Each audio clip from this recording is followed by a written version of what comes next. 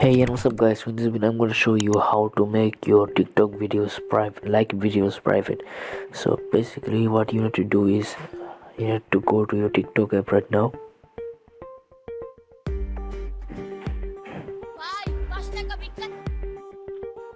and then you need to go to your profile, and you can see here's all your liked videos will be shown, but now we want to make it private because so no one can see it.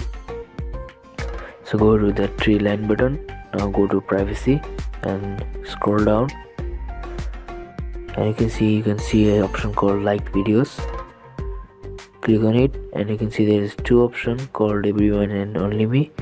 Now you need to just tap on that only me button. If it's on everyone, then everyone can see it, but it's on only me, then only you can see it and no one else can see it, and it will not be public.